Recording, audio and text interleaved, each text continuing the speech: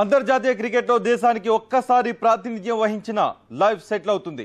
చక్కని ఉద్యోగం, డబ్బు లభిస్తాయి. కానీ అత్యాశకు పోయిన ఓ క్రికెటర్ కటకటాలు లెక్కబెడుతున్నాడు. ఆయన భారత తరపున 10 వన్డేలు కూడా ఆడాడు. ఇంతకీ ఎవరా క్రికెటర్? Just watch.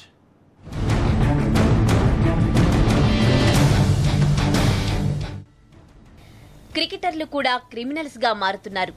నమ్మడం లేదా? ఈ వ్యక్తిని చూడండి. పేరు జాకబ్ మార్టిన్. గుర్తుకు రావడం లేదా? ఒకప్పటి భారత క్రికెటర్ జట్టు ఓపెనర్. మనుషుల అక్రమ రవాణా కేసులో జాకబ్ మార్టిన్ బుక్ అయ్యాడు. గత 7 ఏళ్ల నుంచి పోలీసుల కళ్లు కప్పి తిరుగుతున్నాడు. నమ్మరు కానీ గుజరాత్ పోలీసులు పట్టుకుంటే 25,000 రివార్డును కూడా ప్రకటించారు. 1999-2001 సీజన్లో జాకబ్ మార్టిన్ భారత్కు ప్రాతినిధ్యం వహించాడు. 10 వన్డే మ్యాచ్లకు కూడా ఆడాడు. బరోడా రంజీ టీం కెప్టెన్గా కూడా. ఢిల్లీలోని సాద్రా ప్రాంతంలో జాకబ్ మార్టిన్ను పోలీసులు అరెస్టు చేశారు. కోర్టు 8 రోజుల పోలీస్ రిమాండ్ను విధించింది. Jacob Martin is a known cricket player. Shahdara ప్రాంతంలో జాకబ్ ఉన్నట్లు మాకు సమాచారం అందింది. అక్కడే పట్టుకున్నాం. కోర్టు 8 రోజుల రిమాండ్ విధించింది.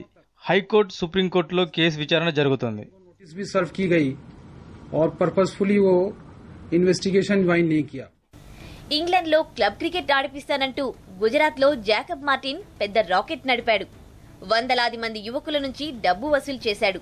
నిట్ట నిలువునా ముంచి జైలు పాలయ్యాడు.